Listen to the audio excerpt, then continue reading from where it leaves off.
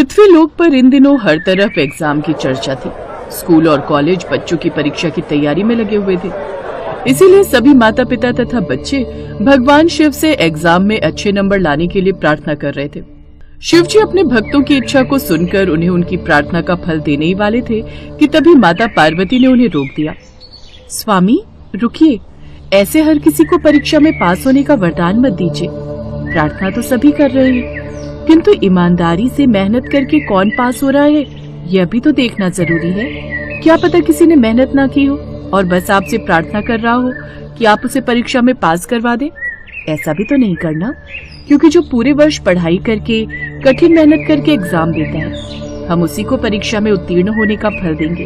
यही नियम के अनुसार दिया गया उचित फल होगा। एग्जाम देना बहुत कठिन है स्वामी, बहुत पढ़ना पड़ता है, बहुत मेहनत करनी पड़ती है। सच में देवी पार्वती, क्या एग्जाम देना अत्यंत कठिन है? मैं तो भक्तों की प्रार्थना ऐसे ही स्वीकार कर रहा था। मैं तो बिना सोचे समझे ही उन्हें परीक्षा में उत्तीर्ण होने का वरदान दे देता। अच्छा हुआ तुमने मुझे रोक लिया। स्वामी, एग्जाम में खूब मेहनत करनी पड़ती है, परंतु ये तो सत्य है, कुछ मेहनती बच्चे पूरे वर्ष मेहनत करते हैं और परीक्षा में उत्तीर्ण आने के लिए दिन रात एक कर देते हैं, और कुछ बच्चे बिल्कुल मेहनत नहीं करते। देवी पार्वती, जाने अनजाने ही सही तुमने मुझे एग्जाम का महत्व बता दिया, किंतु एग्जाम का और भी महत्व जानने के लिए मेरा मन कर रहा है कि मैं स्वयं भी धरती लोक पर जाकर एग्जाम दूं। मैं उन बच्चों के साथ रहकर देखना चाहता हूं कि कौन से बच्चे वास्तव में पढ़ाई कर रहे हैं और कौन से नहीं। इसके पश्चात ही मैं उनकी प्रार्थना को स्वीकार करके उन्हें उनकी मेहनत का फल दूंगा। अब मैं उन्हीं बच्चों को परीक्षा में सफल होने का आशीर्वाद दूंगा जो खूब दिल लगाकर पढ़ाई करेंगे। स्वामी, आप एग्जाम दोगे, किंतु विद्यार्थियों को पृथ्वीलोक पर एग्जाम देते समय बहुत सी कठिनाइयों से गुजरना पड़ता है। आपको भी एक साधारण विद्यार्थी की तरह ही पृथ्वीलोक पर पूरे वर्ष पढ़ाई करके एग्जाम देने होंगे, तभी आप उस महत्व को जान पाएंगे। सचमुच क्या आप पृथ्वीलोक पर जाकर परीक्षा देंगे? हाँ देवी पार्वती, मुझे यह समझना चाहिए कि विद्यार्थी जो अपनी कठिनाइयों के बावजूद मेहनत करते हैं, उनका संघर्ष कितना महत्वपूर्ण है, और ये सब मुझे एग्जाम देकर ही ज्ञात होगा। अब मैं एक वर्ष के पश्चात ही लौटूंगा। इसके पश्चात भगवान शिव पृथ्वीलोक पर एग्जाम देने के लिए निकल पड़े। उन्होंने एक साधारण विद्यार्थी का भेष बनाया और एक ऐसा कॉलेज ढूंढने लगे जहां पर वो एग्जाम देने के लिए पढ़ाई कर सकें। शिव जी ने हर तरफ नजर दौड़ाई। अचानक उनकी नजर एक ऐसे कॉलेज पर पड़ी जहां पर सभी विद्यार्थी आपस में बातें कर रहे थे। शिव जी कॉलेज में प्रवेश करते हैं और एक स्टूडेंट के ग्रुप के पास जाते हैं। जी नमस्ते, मेरा नाम शिव शर्मा है। मुझे यहाँ अपना दाखिला करवाना है। मैं किससे मिल सकता हूँ? हम यहाँ पर कोई गार्ड नहीं है जो तुम्हें ये बताएंगे कि तुम्हें दाखिला कैसे मिलेगा। देख नहीं रहे हम सभी दोस्त आपस में बातें कर रहे हैं? जाओ यहाँ से, हमारा दिमाग मत खाओ। चलो कैंटीन चलते हैं। अरे ये लोग तो आगे चले गए। अब मैं किससे पूछूं कि मुझे कहाँ जाना है?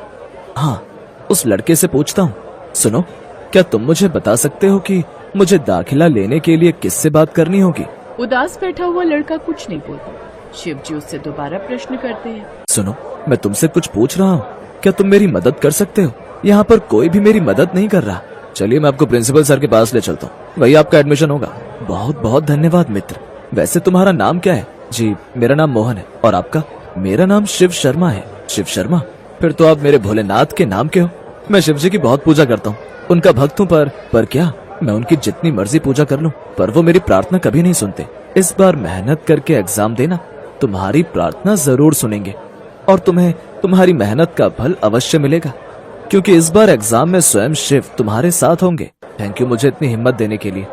वो सामने प्रिंसिपल सर का ऑफिस है, चलिए मैं आपको उनसे मिलवा देता हूँ। मोहन नाम का वह लड़का शिव जी को प्रिंसिपल सर से मिलवा देता है।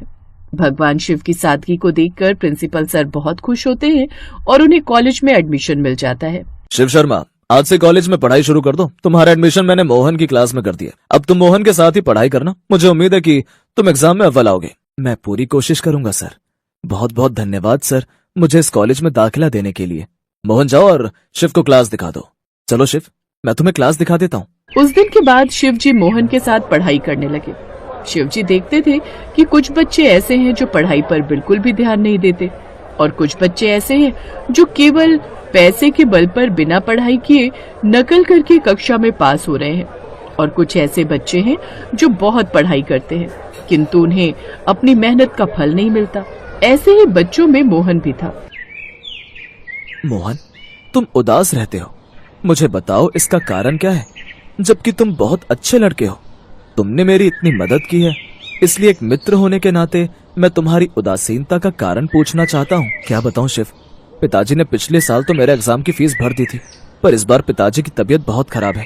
वो काम पर भी नहीं जा रहे। पिछले 3 महीने से घर में बिल्कुल भी पैसे नहीं है। थोड़ी बहुत ट्यूशन पढ़ाकर जो कमाता हूँ वो घर खर्चे में लग जाता है। मुझे एग्जाम की फीस भरनी है और मैं पैसे कहाँ से लाऊंगा यही समझ में नहीं आ रहा। अगर मैंने फीस नहीं भरी तो मुझे कॉलेज के एग्जाम में बैठने नहीं देंगे। मोहन, चिंता मत करो, तुम अपने भगवान शिव पर भरोसा रखो, वो तुम्हारी सारी परेशानी दूर कर देंगे। हाँ, बस उन्हीं पर भरोसा है, इसीलिए तो उनसे रोज प्रार्थना करता हूँ मेहनत करके एग्जाम में पास होकर मैं अच्छी नौकरी पर लग जाऊं। यही प्रार्थना हमेशा मैं अपने शिवजी से करता रहता हूँ। उस दिन के बाद से शिवजी मोहन के अच्छे दोस्त बन गए और उसकी क्लास में पढ़ाई करने लगे। कुछ ही दिनों में शिवजी पूरे कॉलेज के फेवरेट हो गए, क्योंकि वो हर किसी की मदद में आगे रहते थे। हमें माफ कर दो शिव, अब हम किसी भी स्टूडेंट की रैगिंग नहीं करेंगे, हम प्रॉमिस करते हैं। अगर तुमने वचन तोड़ा तो दोबारा दंड भुगतने के लिए तैयार रहना। ऐसे ही कॉलेज के ग्राउंड के 50 चक्कर लगवाऊंगा। थैंक यू शिव, आज तुमने हमारी रैगिंग होने से बचा ली। तुमने उस लड़के को अच्छा सबक सिखाया। सचमुच तुम्हारे आने के बाद कॉलेज में अब सब सुधर गए हैं, कोई भी रैगिंग नहीं करता। शिव, सब बच्चों का कहना है कि तुम सबके लिए भगवान का अवतार बनकर आए हो, तुम सबकी हेल्प करते हो। मुझे खुशी है कि मैं तुम सबके काम आया। और हाँ, मुझे एक काम तुम्हारा भी करना है। ये लो मोहन, इन पैसों से कॉलेज की एग्जाम फीस भर दो। मोहन की आंखों में आंसू आ गए और वो शिवजी के गले लग गया। शिवजी ने अपने भक्त के दुख दूर कर दिए। कुछ दिनों बाद एग्जाम शुरू हुए। शिवजी ने पहले ही कुछ बदमाश लड़कों को सख्ती से बोल दिया था कि कोई भी बच्चा नकल नहीं करेगा, इसलिए शिवजी के डर से किसी भी स्टूडेंट में नकल करने का साहस नहीं हुआ। शिवजी ने भी एग्जाम दिए। शिवजी की वजह से आज बच्चों को उनकी मेहनत के अनुसार फल मिलने वाला था। जब एग्जाम खत्म हुए तब जिन बच्चों ने मेहनत नहीं की उनके अंक अच्छे नहीं आए, जिन्होंने एग्जाम में पास होने के लिए कठिन परिश्रम किया था। इस कठिन परिश्रम में शिवजी भी पीछे नहीं थे। उन्होंने भी साधारण स्टूडेंट बनकर पढ़ाई की और परीक्षा में उत्तीर्ण हुए। शिव शर्मा, तुम्हारे आने के बाद हमें ये एहसास हुआ कि पहली बार ऐसे बच्चे परीक्षा में अव्वल आए जिनके बारे में हमने कभी सोचा भी नहीं था। आगे से हम भी नकल करने वालों पर पूरी नजर रखेंगे। हमें खुशी है कि तुम और मोहन अच्छे नंबरों से पास हुए हो। बाकी सब यहाँ पर नकल करने वाले मुंह लटकाकर जो खड़े, उन्हें पता है कि उन्हें किस चीज की सजा मिली है। एग्जाम इसीलिए होते हैं ताकि हमने वर्ष भर जो पढ़ाई की होती है उससे क्या सीखा, ना कि इसीलिए कि नकल करके पास हो जाओ। सीखो शिव शर्मा और मोहन जैसे बच्चों से, जिन्होंने बिना नकल के इतने अच्छे नंबर लाकर परीक्षा पास की है। मोहन, शिव शर्मा ने हमें बताया है कि तुम नौकरी करना चाहते हो, तो क्यों ना तुम अपने स्कूल में ही नौकरी करो। इस स्कूल को तुम्हारे जैसे होनहार टीचर्स की जरूरत है। इसीलिए अगर तुम चाहो तो इसी साल हमारे कॉलेज के फर्स्ट ईयर के बच्चों को पढ़ाने के लिए हम तुम्हें अपॉइंट कर सकते हैं। Thank you so much sir, मेरा सौभाग्य है कि आपने मुझे इस काबिल समझा है। हे शिव शंकर, ये सब आपके आशीर्वाद से हुआ है। अचानक शिव कहाँ चला गया? मैंने तो उसे थैंक यू भी नहीं बोला। जब मिलेगा तो थैंक यू जरूर बोलूंगा, उसने मेरी बहुत हेल्प की है। सब लोग शिव वर्मा को ढूंढ रहे थे, पर शिव जी किसी को दिखाई नहीं दिए। वो तो एग्जाम पास करके वापस कैलाश लौट गए। उसी रात मोहन को शिव जी ने सपने में दर्शन दिए और उन्हें सच बताया। मोहन की आंखों में आंसू आ गए और वो शिव जी को धन्यवाद कहता है। शिव जी ने खुद एग्जाम देकर बच्चों को एग्जाम का महत्व बता दिया था। इस कहानी से हमें यही शिक्षा मिलती है कि जो बच्चे पढ़ाई में कठिन परिश्रम करते हैं, भगवान उन्हें उस परिश्रम का फल अवश्य देते हैं।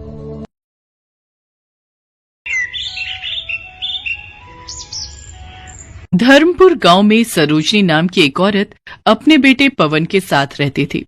सरोजनी का पति उसे कई साल पहले छोड़कर जा चुका था। अब उसका एक ही सहारा था, उसका बेटा पवन। सरोजनी अपने बेटे को पढ़ा लिखा कर एक बड़ा आदमी बनाना चाहती थी, इसलिए वो लोगों के घरों में कामकाज करके पैसा कमाती थी। अपनी माँ को दिन रात इतनी मेहनत करती देख एक दिन पवन अपनी माँ से कहता है, माँ, तुम लोगों के घर घर जाकर काम करती हो, ये मुझे बिल्कुल अच्छा नहीं लगता। मैं पढ़ाई छोड़कर कुछ काम ढूंढ लेता हूँ। नहीं मेरे बच्चे, मैं खुद चाहे कितना भी कष्ट उठा लूं, पर तू अपनी पढ़ाई मत छोड़ना। भगवान करे तू पढ़ लिख कर बहुत बड़ा आदमी बने, तेरी बहुत अच्छी नौकरी लग जाए। मुझे तो बस उसी दिन का इंतजार है। पवन हनुमान जी का बहुत बड़ा भक्त था। वो दिन रात हनुमान जी की पूजा करता रहता था।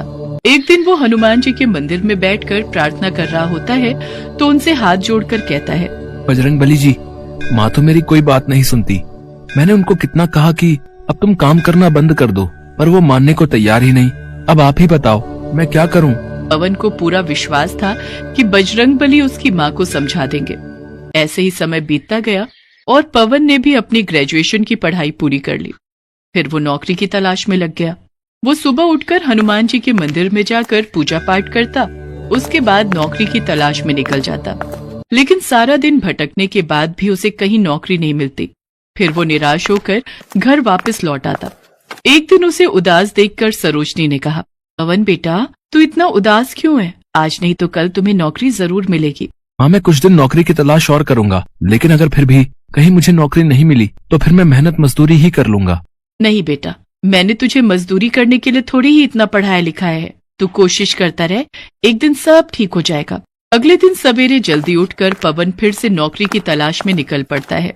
अपने घर से कुछ दूर चलने पर ही उसे अपने स्कूल के पुराने मास्टर जी मिल जाते हैं। नमस्कार मास्टर जी, कैसे हैं आप?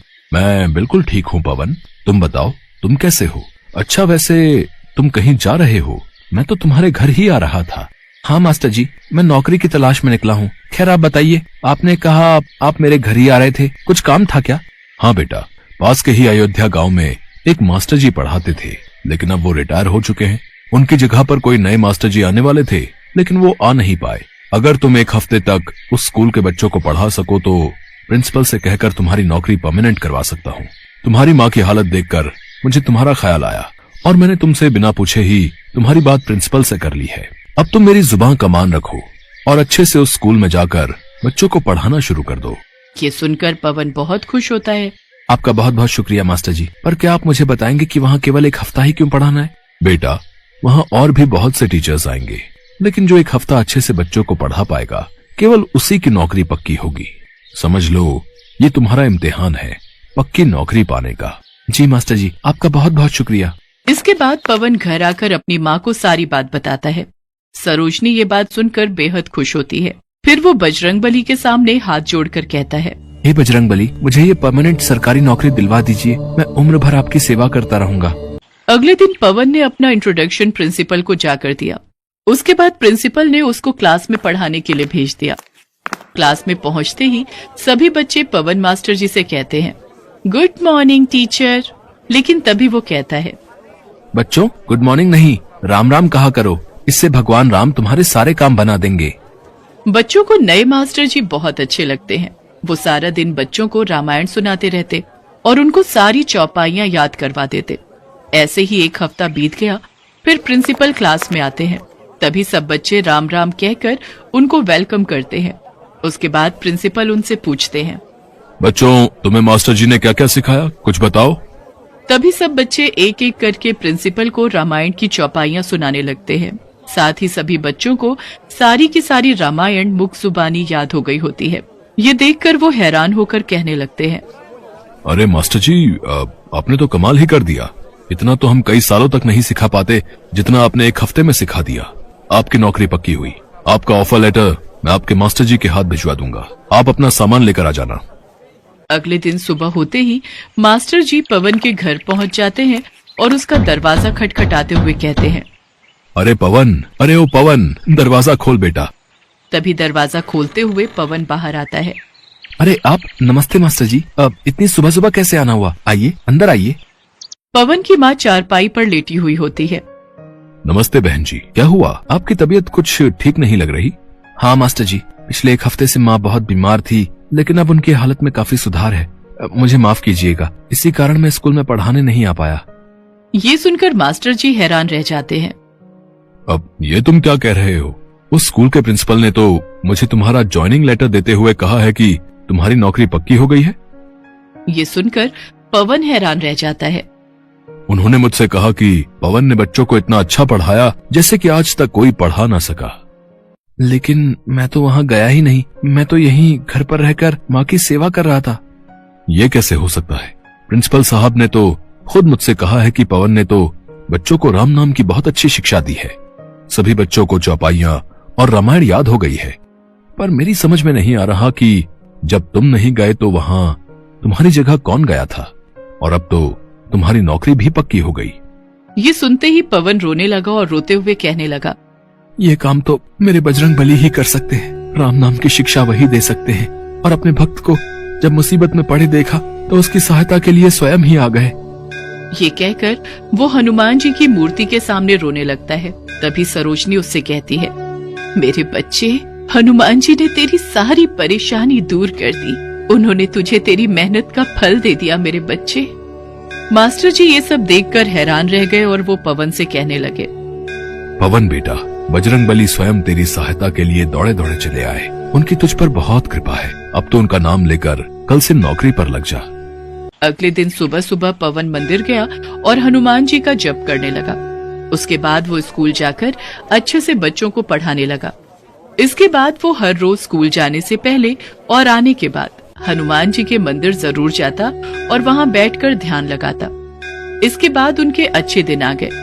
सरोजनी ने भी काम छोड़ दिया। अब उन्हें किसी चीज की कोई कमी न थी। सरोजनी और पवन अच्छे से अपनी जिंदगी व्यतीत करने लगे।